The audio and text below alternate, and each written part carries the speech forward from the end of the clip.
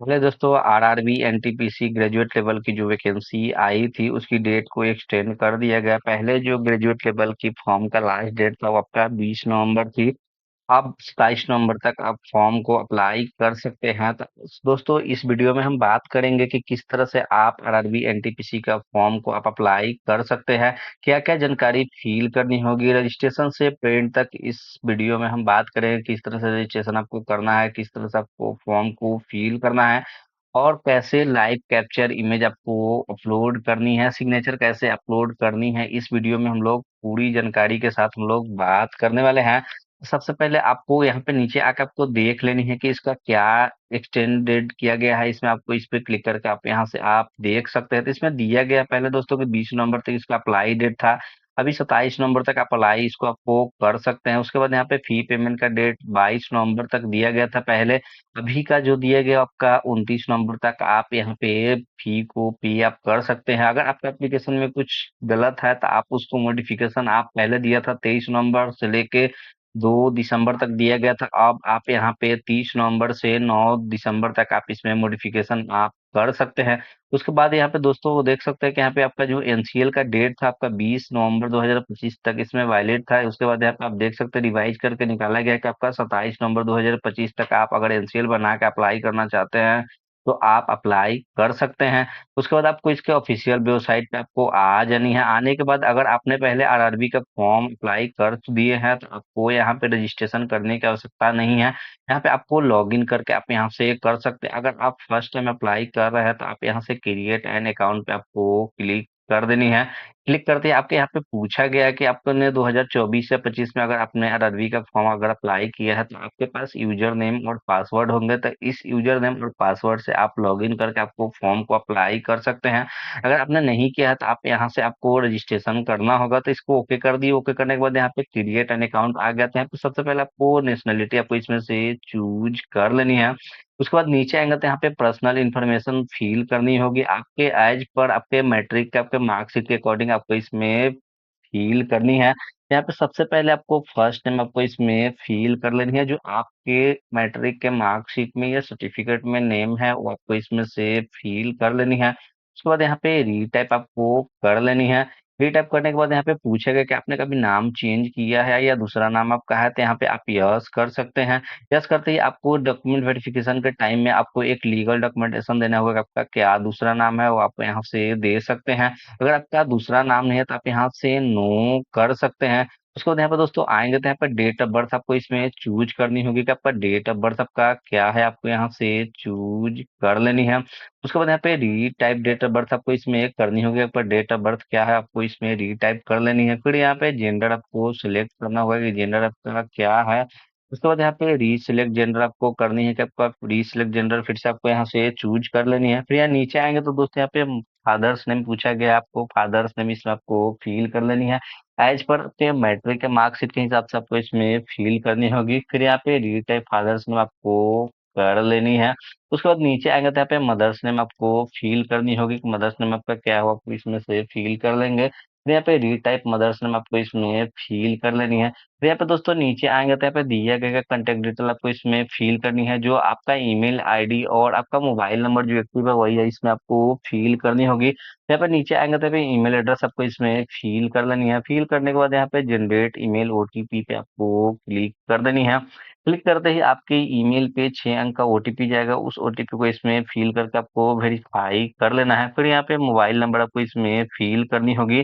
Fill करने के बाद यहाँ पे जनरेट मोबाइल ओटीपी पे आपको क्लिक कर देनी है। क्लिक करते ही आपके मोबाइल पे 6 डिजिट का आपका ओटीपी जाएगा। उस ओटीपी को आपको इसमें फिल कर लेनी है। उसके बाद दोस्तों यहाँ पे दिया गया 3 वेरिफिकेशन स्टेप दिया गया कि आपको या तो आप डिजी लॉकर के थ्रू आप वेरिफिकेशन कर सकते हैं या आप आधार वेरिफिकेशन आप कर सकते हैं या आपके पास आधार कार्ड अगर नहीं है तो आप यहाँ पे I do not have Aadhaar card इस पे आप क्लिक करके आप यहाँ से आप कर सकते हैं। तो इस पे क्लिक करने के बाद यहाँ पे नीचे आएगा तो यहाँ पे दिया गया 2 तरह के डॉक्यूमेंट इसमें मांगा गया है। आपको या तो ड्राइविंग लाइसेंस आप कर सकते हैं या आप पैन कार्ड से आप कर सकते हैं। उसके बाद अगर आप पैन कार्ड से करना चाहते हैं तो आप पैन को सिलेक्ट कर ले। उसके बाद यहाँ पे पैन कार्ड पे जो नाम है वो आपको इसमें फिल कर देनी है। फिर यहाँ पे पैन कार्ड पे जो डेट ऑफ बर्थ है आपको पैन कार्ड के हिसाब से आपको डेट ऑफ बर्थ यहाँ से आपको चूज कर लेनी है। चूज करने के बाद यहाँ पे आएंगे तो डॉक्यूमेंट नंबर आपको इसमें फिल करनी होगी। उसके बाद यहाँ पे नीचे आएगा तो यहाँ पे इशूइंग अथॉरिटी आपको इसमें फिल करनी है कि आपका पैन कार्ड किसने इशू किया, उसका नाम आपको इसमें फिल कर देनी है। उसके बाद यहाँ पे प्लेस ऑफ इशू आपको इसमें फिल कर लेना है। दोस्तों सबसे अच्छा होगा कि आप आधार वेरिफिकेशन आप करें, क्योंकि आधार वेरिफिकेशन आपको आगे करना ही होगा। तो इस पे आपको आधार वेरिफिकेशन पे आपको क्लिक कर देनी है। क्लिक करने के बाद यहाँ पे आपका 12 डिजिट का आपका आधार नंबर होता है, उसको आपको फिल कर लेना है, या आप VI ID भी आप इसमें फिल कर सकते हैं। फिल करने के बाद यहाँ पे जनरेट आधार OTP पे आपको क्लिक कर देना है। तो आपके आधार कार्ड में जो मोबाइल नंबर लिंक है उस पे 6 डिजिट का OTP जाएगा, उस OTP को इसमें आपको फिल करके यहाँ से आपको वेरीफाई कर लेना है। करने के बाद यहाँ पे आएंगे तो यहाँ पे आपको एग्री बटन आपका आएगा, इस पे आपको क्लिक कर देना है। क्लिक करने के बाद यहाँ पे दोस्तों नीचे आएंगे तो यहाँ पे दिया गया है क्रिएट योर पासवर्ड। इसमें क्रिएट आपको किस तरह से पासवर्ड आपको करना है, तो यहाँ पे दिया गया कि पासवर्ड शुड बी कॉम्बिनेशन आपके स्पेशल कैरेक्टर स्मॉल और आपका नंबर आपका इसमें होना चाहिए था। दोस्तों यहाँ पे आप देख सकते हैं कि मैंने यहाँ पे दिखाया है कि इस तरह से फर्स्ट लेटर आपका कैपिटल होना चाहिए, उसके बाद स्मॉल होना चाहिए, उसके बाद आपका स्पेशल कैरेक्टर होना चाहिए, उसके बाद आपका नंबर होना चाहिए। इस तरह से आपको पासवर्ड क्रिएट कर लेनी है। उसके बाद यहाँ पे कंफर्म पासवर्ड आपको इस पे फिल कर लेनी है। फिल करने के बाद यहाँ पे आई एम नॉट और रोबोट पे आपको चेक बॉक्स पे आपको टिक कर देनी है। टिक करने के बाद यहाँ पे preview and create an account पे आपको क्लिक कर देनी है। उसके बाद आपका जितने डाटा इसमें आपने फिल किया है वो आपका आ जाएगा, उसको आपको अच्छे से वेरीफाई कर ले। वेरीफाई करने के बाद में आपको रजिस्ट्रेशन कंप्लीट कर लेनी है। रजिस्ट्रेशन कंप्लीट करते ही आपको यहाँ पे फिर से आपकी इसका ऑफिशियल वेबसाइट पे आ जाना था। यहाँ से आपको लॉगिन पे आपको क्लिक कर देनी है। लॉगिन पे क्लिक करते ही यहाँ पे दिए गए कि लॉगिन विथ आधार या आप login with RRB account credential, ये दो ऑप्शन आपका दिया गया। आप दोनों से चाहे तो आप यहाँ से कर सकते हैं। अगर आप आधार लॉगिन विथ आधार आप करना चाहते हैं तो इस पे आपको क्लिक कर देना है। फिर यहाँ पे मोबाइल नंबर आपको फिल करनी होगी। फिर यहाँ पे जनरेट आधार OTP पे आपको क्लिक करके के आधार में जो मोबाइल नंबर लिंक है उस पे 6 डिजिट के आपके OTP जाएंगे, तो उस OTP को इसमें आपको फिल कर लेनी है। फिल करने के बाद यहाँ पे चेक बॉक्स पे आपको टिक कर देनी है। उसके बाद यहाँ पे इस आई एम नॉट और रोबोट पे चेक बॉक्स पे आपको टिक करके यहाँ से आपको लॉग इन कर लेनी है। अगर आप दूसरा ऑप्शन आप चूज करते हैं तो इस पे आपको यहाँ पे log in with RRB account credential इस पे आपको चूज कर लेनी है। उसके बाद यहाँ पे आप रजिस्ट्रेशन के समय जो आपने मोबाइल नंबर और ईमेल आईडी अपना दिया था उसमें से कोई एक आपको इसमें फिल कर लेनी है। फिल करने के बाद जो आपने पासवर्ड को क्रिएट किया हो उस पासवर्ड को आपको इसमें आपको फिल कर लेनी है। फिल करने के बाद यहाँ पे चेक बॉक्स पे आपको टिक कर देनी है। टिक करने के बाद यहाँ से आपको लॉगिन पे आपको क्लिक कर देनी है।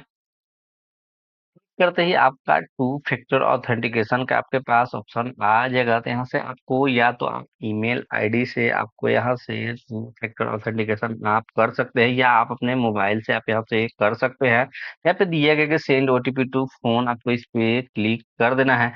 करने के बाद आपके मोबाइल पे आपके 6 डिजिट का OTP जाएगा, उस OTP को आपको इसमें फिल कर लेनी है। फिल करने के बाद यहाँ पे आपको लॉगिन पे आपको क्लिक कर देनी है। लॉगिन पे क्लिक करते ही आपका इस तरह से इंटरफेस आपका ओपन हो जाएगा। तो यहाँ पे आप दोस्तों देख सकते हैं कि ऑनलाइन एप्लीकेशन, इस पे आपको क्लिक कर दें, पेज ओपन हो जाएगा। तो यहाँ पे नीचे आएंगे तो दोस्तों देख सकते हैं कि यहाँ पे RRB NTPC under graduate post के लिए भी यहाँ पे अप्लाई हो रहा है। तो इसका भी लास्ट डेट दिया गया है, 27 नवंबर तक इसका दिया गया है। उसके बाद नीचे आएंगे तो यहाँ पे देख सकते हैं कि RRB NTPC ग्रेजुएट पोस्ट के लिए भी यहाँ पे अप्लाई हो रहा है। इसका भी डेट एक्सटेंड करके यहाँ पे 27 नवंबर तक कर दिया गया है। आप इस दोनों फॉर्म को आप अप्लाई कर सकते हैं। आप अंडर ग्रेजुएट और ग्रेजुएट पोस्ट के लिए दोनों के लिए आप अप्लाई कर सकते हैं। तो अप्लाई करने से पहले आपको सबसे पहले इसमें दिया गया कि आपको जोन, सबसे पहले आपको इसमें से सिलेक्ट करनी होगी किस जोन के लिए आप अप्लाई करना चाहते हैं। उस जोन को आपको इसमें से चूज कर लेनी है। जिस जोन के लिए आप अप्लाई करना चाहते हैं उस जोन को आपको यहाँ पे चूज कर लेनी है। उसके बाद यहाँ पे I am not currently debarred by any RRB RRC check box पे आपको यहाँ पे टिक कर लेनी है। उसके बाद नीचे में भी इसको चेक बॉक्स पे आपको टिक कर लेनी है। टिक करने के बाद यहाँ पे नेक्स्ट पे आपको क्लिक कर देनी है। रजिस्ट्रेशन कंप्लीट करते ही आपको यहाँ पे फिर से आपकी इसका ऑफिशियल वेबसाइट पे आ जाना था। यहाँ से आपको लॉगिन पे आपको क्लिक कर देनी है। लॉगिन पे क्लिक करते ही यहाँ पे दिया गया कि लॉगिन विथ आधार या आप login with RRB account credential, ये दो ऑप्शन आपका दिया गया। आप दोनों से चाहे तो आप यहाँ से कर सकते हैं। अगर आप आधार लॉगिन विथ आधार आप करना चाहते हैं तो इस पे आपको क्लिक कर देना है। फिर यहाँ पे मोबाइल नंबर आपको फिल करनी होगी, फिर यहाँ पे जनरेट आधार ओटीपी पे आपको क्लिक करके के आधार में जो मोबाइल नंबर लिंक है, उसपे 6 डिजिट के आपके ओटीपी जाएँगे, तो उस ओटीपी को इसमें आपको फ़िल कर लेनी है। फ़िल करने के बाद यहाँ पे चेक बॉक्स पे आपको टिक कर देनी है। उसके बाद यहाँ पे इस आई एम नॉट अ रोबोट पे चेक बॉक्स पे आपको टिक करके यहाँ से आपको लॉगिन कर लेनी है। अगर आप दूसरा ऑप्शन आप चूज़ करते हैं, तो इसपे आपको यहाँ पे login with RRB account credential इस पे आपको चूज़ कर लेनी है। उसके बाद यहाँ पे आप रजिस्ट्रेशन के समय जो आपने मोबाइल नंबर और ईमेल आईडी अपना दिया था, उसमें से कोई एक आपको इसमें फ़िल कर लेनी है। फिल करने के बाद जो आपने पासवर्ड को क्रिएट किया हो, उस पासवर्ड को आपको इसमें आपको फिल कर लेनी है। फिल करने के बाद यहाँ पे चेक बॉक्स पे आपको टिक कर देनी है। टिक करने के बाद यहाँ से आपको लॉगिन पे आपको क्लिक कर देनी है।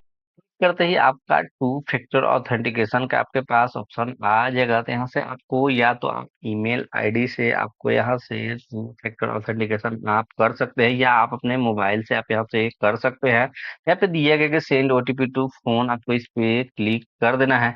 करने के बाद आपके मोबाइल पे आपके 6 डिजिट का ओटीपी जाएगा, उस ओटीपी को आपको इसमें फिल कर लेनी है। फिल करने के बाद यहाँ पे आपको लॉगिन पे आपको क्लिक कर देनी है। लॉगिन पे क्लिक करते ही आपका इस तरह से इंटरफेस आपका ओपन हो जाएगा। तो यहाँ पे आप दोस्तों देख सकते हैं कि ऑनलाइन एप्लीकेशन, इस पे आपको क्लिक कर देनी है। पेज ओपन हो जाएगा, तो यहाँ पे नीचे आएंगे तो दोस्तों देख सकते हैं कि यहाँ पे RRB NTPC under graduate post के लिए भी यहाँ पे अप्लाई हो रहा है। तो इसका भी लास्ट डेट दिया गया है, 27 नवंबर तक इसका दिया गया है। उसके बाद नीचे आएंगे तो यहाँ पे देख सकते हैं कि आरआरबी एनटीपीसी ग्रेजुएट पोस्ट के लिए भी यहाँ पे अप्लाई हो रहा है। इसका भी डेट एक्सटेंड करके यहाँ पे 27 नवंबर तक कर दिया गया है। आप इस दोनों फॉर्म को आप अप्लाई कर सकते हैं। आप अंडर ग्रेजुएट और ग्रेजुएट पोस्ट के लिए, दोनों के लिए आप अप्लाई कर सकते हैं। तो अप्लाई करने से पहले आपको सबसे पहले इसमें दिया गया कि आपको जोन सबसे पहले आपको इसमें से सिलेक्ट करनी होगी, किस जोन के लिए आप अप्लाई करना चाहते हैं, उस जोन को आपको इसमें से चूज कर लेनी है। जिस जोन के लिए आप अप्लाई करना चाहते हैं, उस जोन को आपको यहाँ पे चूज कर लेनी है। उसके बाद यहाँ पे I am not currently debarred by any RRB RRC check box पे आपको यहाँ पे टिक कर लेनी है। उसके बाद नीचे में भी इसको चेक बॉक्स पे आपको टिक कर लेनी है। टिक करने के बाद यहाँ पे नेक्स्ट पे आपको क्लिक कर देनी है। नेक्स्ट करते ही आपके पास में ऊपर में जो सारी डिटेल्स है वो आपके आ जाएंगे, जो आपने रजिस्ट्रेशन के समय दिया था। उसके बाद आपको यहाँ पे मैरिटल स्टेटस आपको चूज करना है कि आप अनमैरिड है या मैरिड है, आपको इसमें से चूज कर लेना है। उसके बाद यहाँ पे आपको रिलीजन चूज करना है कि आप कौन सा रिलीजन से बिलोंग करते हैं, वो आप रिलीजन को इसमें आपको चूज कर लेना है। उसके बाद में वहाँ पे आएंगे तो मदर टंग आपका पूछा जाएगा, आपको इसमें मदर टंग आपको चूज कर लेना है। तो मदर टंग मातृभाषा जो होता है आप हिंदी चूज कर सकते हैं। उसके बाद चूज आप लैंग्वेज ऑफ एग्जामिनेशन, यानी कि आप कौन सा लैंग्वेज में एग्जाम देना चाहते हैं, उस उसको आपको चूज कर लेना। आप हिंदी में देना चाहते हो तो हिंदी में दे सकते हैं, इंग्लिश में देना चाहते हो तो इंग्लिश में। इसके अलावा भी बहुत सारे दिया गया है, आप इसमें से कोई चूज कर लेंगे जिसमें आप एग्जाम देना चाहते हैं, उस लैंग्वेज को आपको चूज कर लेना है। उसके बाद permanent visible mark of identification first आपको इसमें चूज करना है, यानी कि आपके बॉडी पे कोई कट मार्क, कोई मोल है तो आप इसमें आप दे सकते हैं। अन्यथा आप इसमें नो मार्क आप लिख सकते हैं। अगर आपका कोई विजिबल आइडेंटिफिकेशन मार्क नहीं है तो आप इसमें नो मार्क कर देंगे। उसी तरह से इसमें सेकंड आप विजि विजिबल मार्क ऑफ आइडेंटिफिकेशन आपको फिल करना है। उसके बाद नीचे आएंगे तो यहाँ पे दिया गया है कम्युनिटी डिटेल्स आपको फिल करना है। इस पे क्लिक करेंगे तो आपका कौन सा कैटेगरी से आप बिलोंग करते हैं, इसको आपको इसमें से चूज करना है। यूआर है, एससी है, एसटी है, ओबीसी है, ईडब्ल्यूएस है। इसमें से जिस कैटेगरी से आप बिलोंग करते हैं, उस कैटेगरी को आपको इसमें चूज कर लेना है। चूज करने के बाद में यहाँ पे अगर ओबीसी है तो यहाँ पे चूज करेंगे तो इसमें दो ऑप्शन आपका आएगा कि आप क्रीमी लेयर है कि नॉन क्रीमी लेयर है। अगर क्रीमी लेयर है तो आपको इसमें दिया गया है कि creamy layer as a consider किया जाएगा, यूआर के लिए यानी जनरल आपको कंसिडर किया जाएगा। अगर आप नॉन क्रीमी लेयर है तो आपको इसमें नॉन क्रीमी लेयर पे सिलेक्ट कर लेना है। उसके बाद यहाँ पे नेम ऑफ कास्ट आपको फिल कर लेना है कि आप कौन सा कास्ट है, यहाँ पे आपको फिल कर लेना है। उसके बाद कम्युनिटी सर्टिफिकेट नंबर आपको इसमें फिल करना है। जो आपका एनसीएल है वो आपको एनसीएल सर्टिफिकेट नंबर जो होता है इसमें आपको फिल कर लेना है। उसके बाद इशूइंग अथॉरिटी इसमें से चूज कर लेना है कि कौन आपका सर्टिफिकेट इशू किया है, जो जो इशू किया होगा उसको इसमें आपको सिलेक्ट कर लेना है। उसके बाद किस स्टेट से आपका एनसीएल इशू हुआ है, वो आपको इसमें से जिस स्टेट से हुआ उस स्टेट को आपको चूज कर लेना है। करने के बाद यहाँ पे इशूइंग जो डेट है आपका सर्टिफिकेट का वो आपको इसमें चूज कर लेना है कैलेंडर के माध्यम से, कब आपका इशू हुआ है, किस डेट में हुआ है, किस मंथ में हुआ है, वो आपको चूज कर लेना है। करने के बाद में नीचे आएंगे तो इसमें आपका पोस्टल एड्रेस डिटेल्स आपको इसमें फिल करना है। अगर आपका पर्जेंट डिटेल्स और परमानेंट डिटेल्स सेम है तो आप उसको इसमें फिल करें। अगर अलग अलग है तो इसमें अलग अलग आपको फिल करना पड़ेगा। तो इसमें जिस स्टेट से आप बिलोंग करते हैं उस स्टेट का आपको नाम फिल कर लेना है। उसके बाद यहाँ पे आएंगे तो कौन सा डिस्ट्रिक्ट से आप बिलोंग करते हैं उस डिस्ट्रिक्ट का इसमें चूज कर लेंगे। उसके बाद इसमें एड्रेस आपको फिल करना है। आप अपना फुल एड्रेस इसमें आपको फिल कर सकते हैं। उसके बाद नियरेस्ट आपका सिटी जो है मेजर टाउन है वो आपको इसको फिल कर लेना है। उसके बाद में इसमें पिन कोड आपको इसमें फिल कर लेना है। अगर आपका प्रेजेंट एड्रेस और परमानेंट एड्रेस अगर सेम है तो यहाँ पे चेक बॉक्स पे टिक कर सकते हैं। अगर नहीं है तो आप यहाँ पे परमानेंट एड्रेस दूसरा है तो आप यहाँ पे अपने हिसाब से आप चूज करेंगे किस स्टेट से है वो आप चूज करेंगे। उसके बाद डिस्ट्रिक्ट चूज करेंगे, उसके बाद एड्रेस फिल करेंगे, उसके बाद में इसमें परमानेंट नियरेस्ट सिटी और मेजर टाउन और उसके बाद में पिन कोड आपको इसमें फिल कर लेना है। करने के बाद यहाँ पे सेव कर लेंगे। सेव करने के बाद में यहाँ पे नेक्स्ट करेंगे। नेक्स्ट करेंगे उसके बाद में आपका नेक्स्ट पेज ऐसा ओपन हो जाएगा। आएंगे इसमें नीचे तो आप देखेंगे कि इसमें एक सर्विसमैन का डिटेल्स कुछ इसमें फिल करना है। अगर आप एक सर्विसमैन में अगर नहीं है तो आप यहाँ नो करेंगे। अगर आप एक सर्विसमैन है तो आप यहाँ पे यस करेंगे। यस करने के बाद इसमें कौन सा डिफेंस आपका था, आर्मी, नेवी, एयरफोर्स, ये तीनों में से जो आपका था कोई इसमें से जो है आर्मी, नेवी, एयरफोर्स इसमें से आपको सिलेक्ट कर लेना है। उसके बाद आपको इसमें रैंक को फिल कर लेना है। डेट ऑफ एंट्री को इसमें आपको चूज कर लेना है कि डेट ऑफ एंट्री आपका कब था, उस समय का आप डेट इसमें चूज कर लेंगे। उसके बाद क्या आप अभी भी डिफेंस सर्विस में है तो आप यहाँ पे यस करेंगे। अगर अगर नहीं है तो आप नो करेंगे। अगर है तो यस करने के बाद में इसमें टेंटेटिव डेट आपको इसमें डिस्चार्ज का आपको फिल करना है कि कब आप टेंटेटिव डेट कब आप इसमें डिस्चार्ज हो रहे हैं उसका एक आप डेट आपको डाल सकते हैं। अगर आप डिफेंस सर्विस में अगर अभी भी नहीं है तो आप यहाँ पे नो करेंगे। नो करने के बाद डेट ऑफ डिस्चार्ज क्या था वो आपको इसमें फिल करना है। क्या डेट ऑफ डिस्चार्ज था आपका इसमें से आपको चूज कर लेना है। उसके बाद रीजन ऑफ डिस्चार्ज इसमें आपको रीजन देना है कि क्या रीजन था डिस्चार्ज होने का। उसके बाद डिस्चार्ज सर्टिफिकेट आपको मिला होगा उसमें सर्टिफिकेट नंबर दिया होगा, इसमें आपको सर्टिफिकेट नंबर को फिल कर लेना है। अगर आप एक सर्विस मैन नहीं है तो आप यहाँ पे नो कर लेंगे। उसके बाद नीचे में आएंगे तो इसमें पर्सन विद बेंचमार्क डिसेबिलिटी आपको इसमें फिल करना है। अगर है तो आप यस करेंगे, अगर नहीं है तो आप नो करेंगे। अगर है यस करते हैं तो इसमें डिसेबिलिटी कैटेगरी आपको इसमें फिल कर लेना है कि कौन सा डिसेबिलिटी कैटेगरी आपका है, ये इसमें आपको चूज कर लेना है। उसके बाद में सब डिसेबिलिटी कैटेगरी आपको इसमें चूज कर लेना है। उसके बाद परसेंटेज ऑफ डिसेबिलिटी इसमें आपको फिल करना है, कितना परसेंट था ये आपको फिल कर लेना है। उसके बाद पीडब्ल्यूबीडी सर्टिफिकेट नंबर अब आपको इसमें फिल कर लेना है। नीचे आएंगे तो इसमें दिया है कि पीडब्ल्यूबी सर्टिफिकेट इशू डेट आपको इसमें चूज कर लेना है। कब आपका पीडब्ल्यूबीडी सर्टिफिकेट आपको मिला है उस डेट को आपको इससे सिलेक्ट कर लेना है। उसके बाद यूडीआईडी नंबर आपको इसमें फिल कर लेना है। फिल करने के बाद में उसके बाद नीचे आएंगे तो इसमें आपका economically backward class EBC detail आपको इसमें फिल करना है। अगर आप फी में कंसेशन चाहते हैं आप यहाँ पे यस करेंगे, अगर नहीं चाहते हैं तो आप यहाँ पे नो करेंगे। अगर चाहते हैं यस करते हैं तो उसके बाद इसमें कंडीशन दिया गया है कि ईबीसी कैंडिडेट जिसका फैमिली इनकम लेस देन 50,000 होना चाहिए और उसके पास में बीपीएल कार्ड होना चाहिए। ये दोनों में से कोई है तो आप इसको आप यस करके आप इसमें कंसेशन ले सकते हैं। अगर यस करते हैं तो इसमें दिया गया है टाइप ऑफ डॉक्यूमेंट में आपको क्या देना है। इसमें आप ईबीसी सर्टिफिकेट दे सकते हैं या आप बीपीएल कार्ड दे सकते हैं। दोनों में से कोई एक आप दे सकते हैं। जैसे कि इसमें ईबीसी सेलेक्ट करते हैं उसके बाद इशूइंग अथॉरिटी आपको इसमें चूज करना है कि कौन इशू किया है आपके सर्टिफिकेट को, उसको आपको चूज कर लेना है। उसके बाद सर्टिफिकेट नंबर आपको इसमें फिल कर लेना है। डेट ऑफ इशू इसमें डाल लेना है कि कौन सा डेट में आपका सर्टिफिकेट इशू हुआ है उस डेट को आपको इसमें चूज कर लेना है। उसके बाद detail of serving railway applicant इसमें आपको फिल करना है। क्या आप इंडियन रेलवे का एम्प्लॉय हैं तो आप इसमें यस करेंगे। अगर है तो एनओसी के लिए अगर आप अप्लाई किए हैं तो आप इसमें क्या करेंगे, यस करेंगे। अगर नहीं किए हैं तो आप नो करेंगे। उसके बाद यस करते ही उसके बाद सिलेक्ट कैटेगरी आपको चूज करना है, किस कैटेगरी से आप थे उसको आपको चूज कर लेना है। उसके बाद प्लेस ऑफ वर्किंग इसमें आपको चूज कर लेना है कि प्लेस ऑफ वर्किंग आपका क्या है। उसके बाद जोन पीयू यूनिट आपको इसमें फिल कर लेना है, कौन सा यूनिट जोन आपका है वो आपको इसमें फिल कर लेना है। रेलवे एम्प्लॉय नंबर इसमें आपको फिल कर लेना है। डेट ऑफ अपॉइंटमेंट इसमें आपको चूज कर लेना है। उसके बाद में अगर आप इंडियन रेलवे का एम्प्लॉय नहीं है तो आप यहाँ पे नो करेंगे।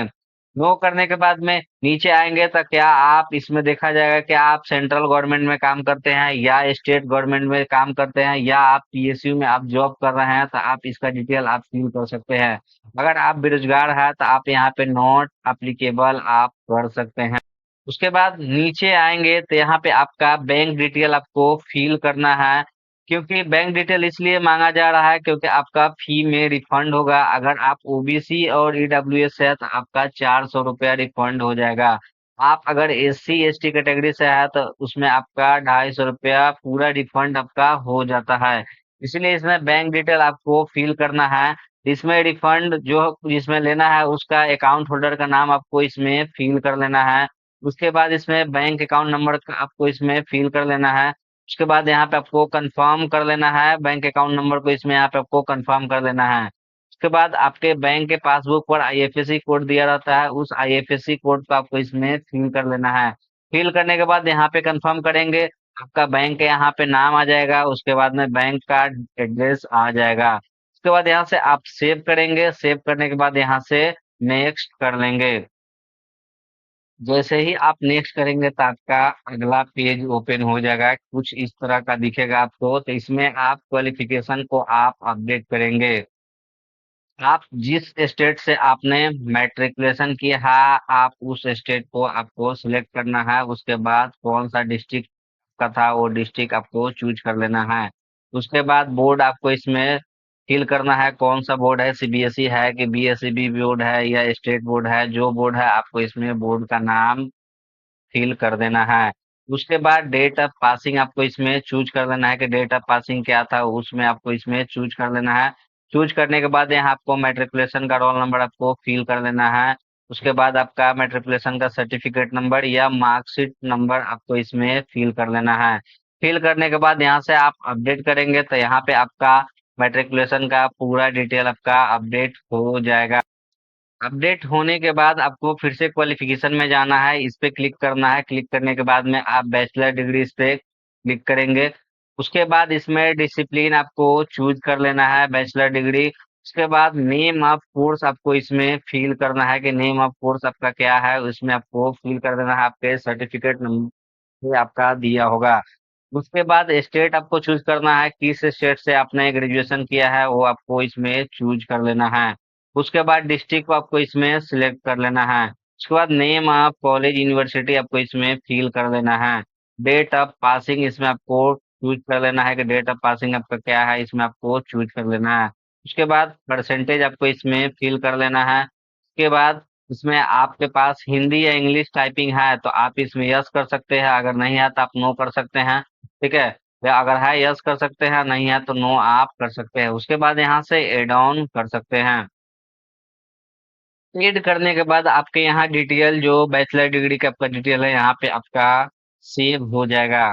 उसके बाद यहाँ से आपको नेक्स्ट कर लेना है। नेक्स्ट करते ही आपके पास ऐसा इंटरफेस आ जाएगा, इसमें आपको लाइव फोटो देना है। उसके बाद में आपको सिग्नेचर अपलोड करना है। लाइव फोटो के लिए आपके पास कुछ टर्म्स एंड कंडीशन है, जो कि आपके व्हाइट बैकग्राउंड होना चाहिए और आप जो ड्रेस पहनेंगे उसमें आप डार्क पहन सकते हैं। उसके बाद अच्छी लोकेशन होना चाहिए, अच्छी लाइटिंग होना चाहिए और प्लेन बैकग्राउंड होना चाहिए। उसके बाद कैमरा के पोजीशन आप सीधा रखें। उसके बाद यहाँ से आप सैंपल ऑफ व्यू देख सकते हैं, इसमें कि किस तरह से आप ले सकते हैं। इसमें आप नहीं तो आप चश्मा लगा के लाइव कैप्चर कर सकते हैं, नहीं तो आप जो है ज़्यादा नज़दीक करके आप कर सकते हैं या आप टोपी पहन के नहीं कर सकते हैं। इसमें दिया गया है कि आप इस तरह से आप कर सकते हैं। उसके बाद यहाँ पे आपके पास 2 ऑप्शन दिया गया है, आप 2 ऑप्शन के माध्यम से आप कर सकते हैं। आपके पास अगर वेब कैमरा है तो आप इसके माध्यम से कर सकते हैं, अन्यथा आपके पास अगर मोबाइल है तो मोबाइल से कर सकते हैं। उसके बाद इस पे क्लिक करने के बाद यहाँ पे दिया गया है कि आप इसको स्कैन करेंगे, स्कैन करने के बाद इसके ऑफ़िशियल वेबसाइट पे जाएगा। ऑफ़िशियल वेबसाइट पे जाने के बाद में आपको अकाउंट को लॉगिन कर लेना है।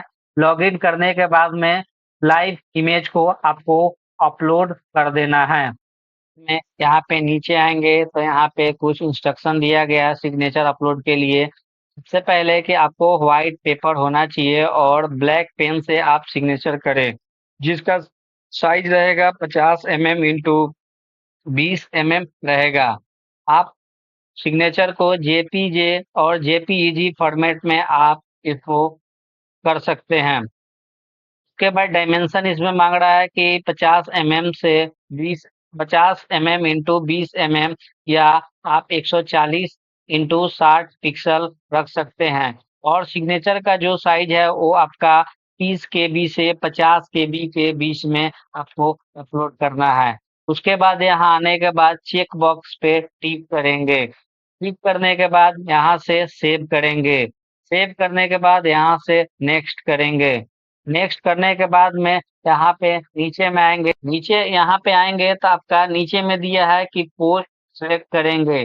किस-किस पोस्ट के लिए आप अप्लाई करेंगे इसमें दिया गया है। यहाँ से आप जो पोस्ट के लिए हैं उस पे आप इस पे प्लस आइकन पे करेंगे तो यहाँ पे साइड में आपका ऐड ऑन हो जाएगा। यहाँ पे जो-जो चाहिए उस पे हम क्लिक कर देंगे। करने के बाद नीचे आएँगे, तो नीचे आने के बाद यहाँ पे चेक बॉक्स पे टिक करेंगे। टिक करने के बाद इस चेक बॉक्स पे भी टिक करेंगे। उसके बाद में इंटर द प्लेस करेंगे। प्लेस करने के बाद में यहाँ से सेव करेंगे। सेव करने के बाद में प्रीव्यू एप्लीकेशन करेंगे। जैसे ही प्रीव्यू एप्लीकेशन करेंगे, वैसे ही आपका ऐसा इंटरफ़ेस आ जाएगा। ऊपर में सारी डिटेल दिया गया है, आप उसको एक बार चेक कर लें। कहीं गलती तो नहीं है, अगर गलती है तो आप यहाँ से एडिट कर लें। एडिट करके जहाँ गलती है, आप वहाँ से करेक्शन कर लें। उसके बाद फिर यहाँ पे सब सही रहा तो आप इस चेक बॉक्स पे टिक करें। करने के बाद यहाँ से सबमिट करें। सबमिट करने के बाद में फी को पेमेंट करें। पेमेंट करने के बाद में आप एप्लीकेशन को डाउनलोडिंग कर सकते हैं।